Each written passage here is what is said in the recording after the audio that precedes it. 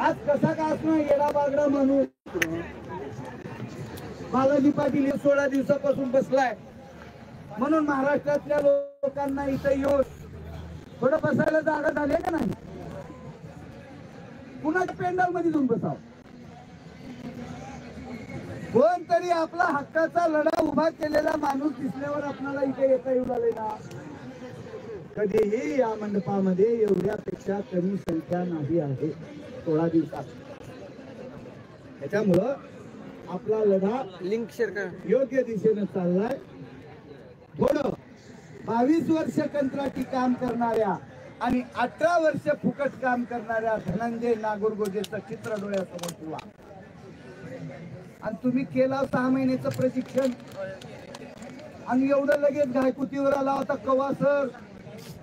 कठड्यावरून उडे मारतो, जाळ्यावरून मारतो, तिकडे जातो इकडे जातो. गेलं पाहिजे ते काका बी म्हणलेले हो बरोबर आहे म्हणलं. काल जायलाच पाहिजे होतं म्हणलेले. आणि उद्या 150 पोराच्या अंगावर गुन्हे दाखल करून आल्यावर शाना असेल बालाजी पाटील म्हणलो आमच्या लेकरावाला फसविलं तिथं नेऊन आझाद मैदानावर. हेच पालक म्हणतात तुम्हीच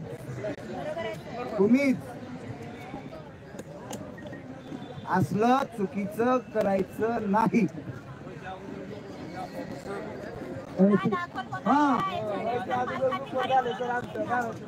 की गोंधळ होणार आहे म्हणून ग्रुपवर दिला म्हणते जिल्हाध्यक्षानं धाराशिवच्या. काय कमाल आहे. त्याचा सत्कार करा नागरिक, त्याचा नागरिक सत्कार करा त्या शिवाजी चौकात. त्याच्यामुळं आम्ही काळजीपूर्वक लढा लढतोय निर्विकार. तुम्ही नाराज होऊ नका. आम्हाला जाणीव आहे गडचिरोली आणि मुंबईतलं अंतर किती आहे आम्हाला माहिती आहे. गोंदिया आणि मुंबईचं अंतर किती आहे माहिती आहे. तेवढ्या लांबून लोक येवल्यात भेटा भावानो. तुमचं हे योगदान आणि तुमचं हे बलिदान वाया जाणार नाही हे या ठिकाणी मी ठामपणे सांगतो.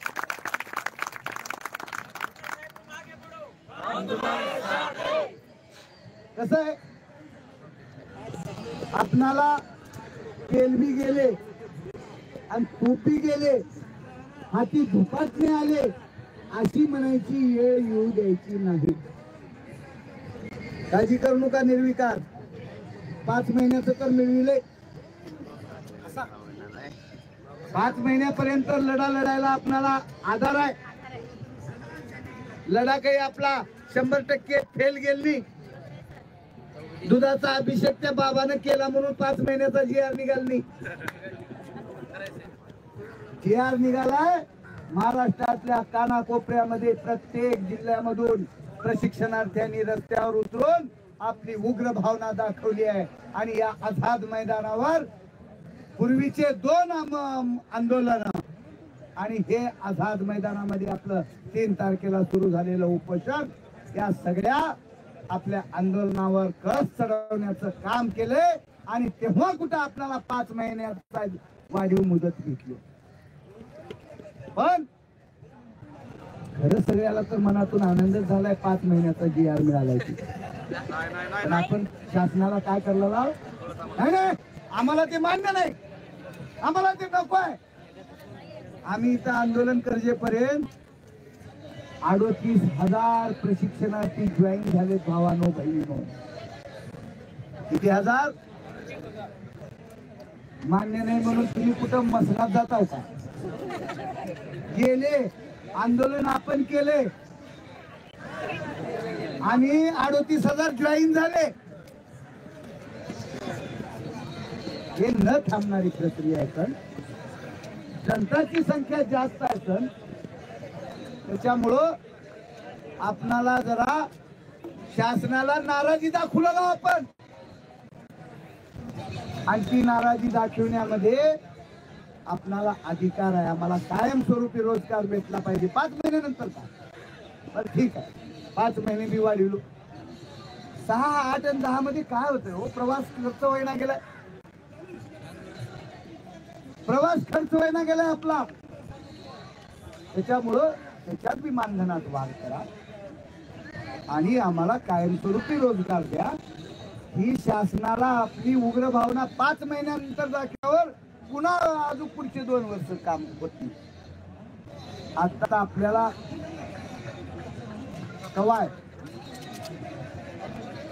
तेव्हाच आपली बाब पोळी शिकून घ्यायची. म्हणून आपण ही कळून समजून उमजून लढाईच्या मैदानामध्ये देऊ लागला.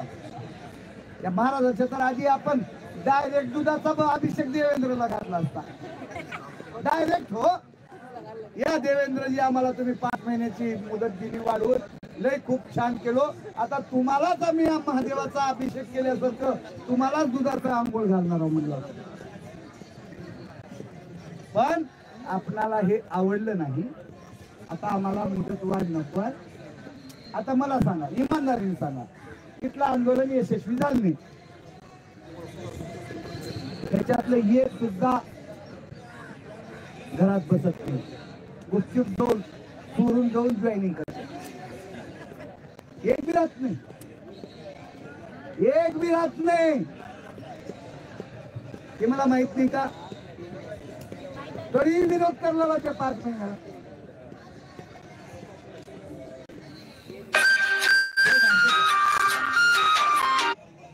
जग असं आहे, सोयीप्रमाणे आहे. संख्या जमली की आपल्याला जोश येतो, आणि संख्या गेली की आपला जोश. त्याच्यामुळं आता भाषण जास्त फुलाले. आपला आता जिल्हा कोणता राहिलाय? झालंय का तुमचं समाधान? म्हणजे आंदोलन असं करायचं होतं, तसं करायचं होतं, त्याच्यावर आता निर्विकारनी जरा बोलायला लावले. निर्विकार खुश झाला का नाही? नाराजी गेली का नाही? समाधान नाही. जी आर दिल्यावर बी नाही का? मग लागते 22 वर्ष लढावं लागते. 6 महिन्यातच तुम्ही एवढे बेजार झाला की आता तुम्हाला काहीतरी दुखणं लागले का काय असं वाटलं नाही? तुमच्यावर ट्रीटमेंट करायची वेळ आहे वाटलं नाही? लय मोठा लढा आहे हा, सोपा नाही लढा हा. आम्ही म्हणतो तसा सोपा नाही. तुम्हाला बी कळले, तुम्हाला बी कळले. स्पर्धा परीक्षा देणाऱ्या पोराची ओरड तुम्हाला लक्षात येत असेल. मला रोज 100 पोरं शिवाय देऊ लागले. तुमची का बुद्धी घाण टाकलाव का पाटील साहेब? तुम्ही असलं का करला म्हणलं? आम्ही शिकलेल्या लोकांनी कुठे जाऊ म्हणलं? जागा निघल का म्हणलं? पुन्हा तुमच्या जर अशा रोजगारी लोकांना जर जागा भरल्या तर आमच्या जागा काढेल का सरकार म्हणलं?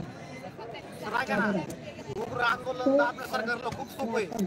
उग्र आंदोलन हे आपल्याला परवडणार नाही. हा, सरकारला आपलं खूप सोपं आहे. तुम्हाला उग्र करून तुम्हाला मध्ये घालायला, तुम्हाला आऊट करायला सरकारला सोपं आहे. भावना भडकवायला, तरुणाच्या तरुणाईला मुसळवायला लावायला लई सोपं आहे. सर ऐका ना, आमचा अनुभव आहे. आजपर्यंत आम्ही बरेच आंदोलन केले.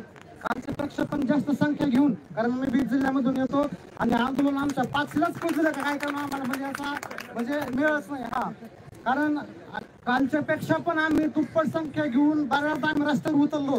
म्हणजे ह्या आंदोलन दुसऱ्या आंदोलनाच्या म्हणजे निमित्ताने. पण त्यांचं नियोजन असं असतं, ते काय करायचं, एका गाडीमध्ये 20 लोक कोंबायचे आणि शहरामधल्या वेगवेगळ्या ठिकाणी सोडायचे. कोण कुठे गेलं काही मिळत नाही. हे त्यांचं नियोजन परफेक्ट असतं. आणि उग्र आंदोलन दाबणं त्यांना एवढं सोपं आहे. शांततेच्या मार्गाचं आंदोलन दाबणं त्यांना खूप कठीण जाते. कारण आमच्या बीड जिल्ह्यामध्ये परिसरामध्ये असे काही आंदोलन झाले, त्या आंदोलनाची दखल केंद्र शासनाला पण घ्यावा लागलेली आहे. तसे आंदोलन आमच्या जिल्ह्यामध्ये झालेत आणि ते आंदोलन आम्ही अगदी जवळून पाहिलेत. आणि खरोखर आम्ही भाग्यवान आहोत. आमच्या परिसरामध्ये असे काही माणसं आहेत, आम्ही त्यांच्याकडून पण आपल्या या प्रश्नाविषयी काही मार्गदर्शन आपल्याला मिळतंय का? संत सर, आपला बीड जिल्ह्यामधील सर्वच आपल्या तरुण त्यांच्याकडे जायचंय, त्यांच्यापाशी जाऊन आपण बसू आणि तुम्ही आम्हाला याच्यावर काहीतरी पर्याय सांगा. आणि नक्कीच तो माणूस कुठल्याही प्रकारची जात धर्म पंथ न पाहता ते आपल्याला मार्गदर्शन करतीलच, हा विश्वास आपल्या सर्वांच्या मनामध्ये आहे. आणि आपण देखील ते कोण आहेत, कुठले आहेत, कोणासाठी काय करतात हे न पाहता आपण सर्वांनी त्यांच्यापाशी जाऊ. त्या ठिकाणी आपण एक दिवस पूर्ण त्यांच्यापाशी बसू त्यांचा आपण वेळ घेऊ आणि ते आपल्याला सांगतील. त्याच्यामध्ये आपल्याला म्हणजे कुठलीच शंका नाही.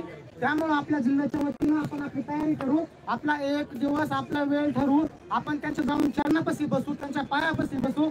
त्यांच्या पायाच्या धुळीच्या किमतीचे पण आपण नाही, ही वस्तू किती आहे आपण मान्य करू. त्याच्यापाशी जाऊ, आपण त्या ठिकाणी बसू, त्यांना बोलू.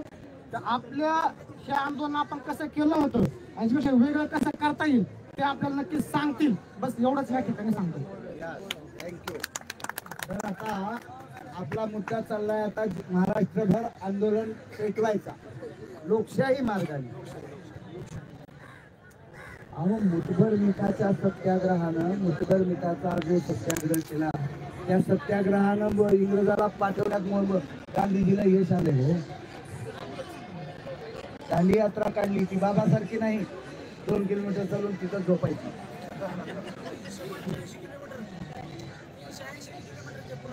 380 किलोमीटरची दांडी यात्रा होती का? 380. बघा, आणि आपले बाबा संध्याकाळी निघाले आणि सकाळी झोपले. संध्याकाळी कोण चालतंय का? त्यांनी निघाले संध्याकाळी आणि चलायच्या एरियात झोपले. अरे गबरू, असले स्वतंत्री आंदोलन करणार गेला निर्विकार का? आमचं बी थोतांड वाटलं नाही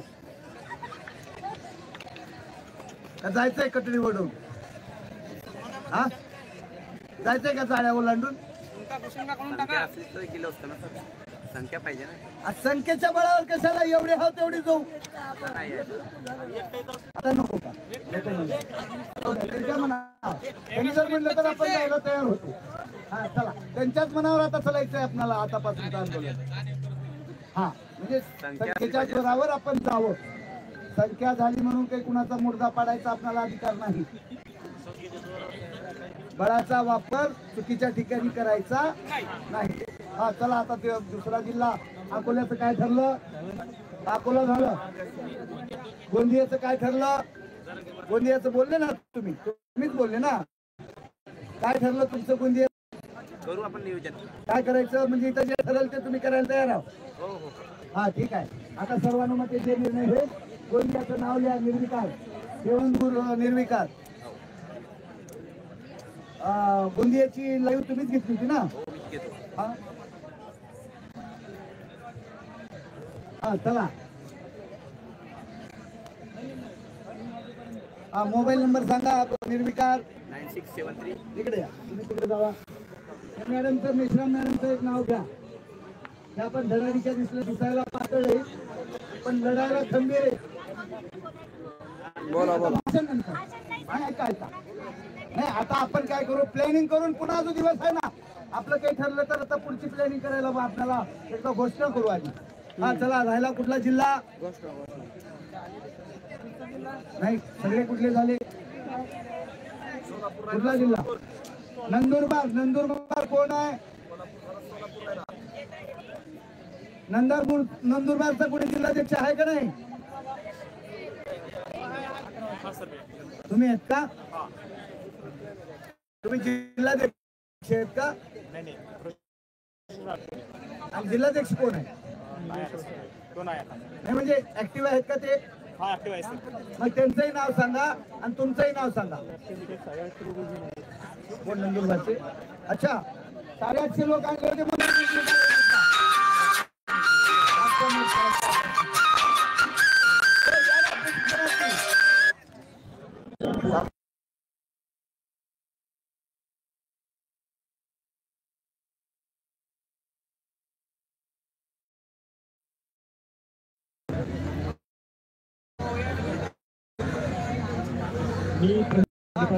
नाव घ्या.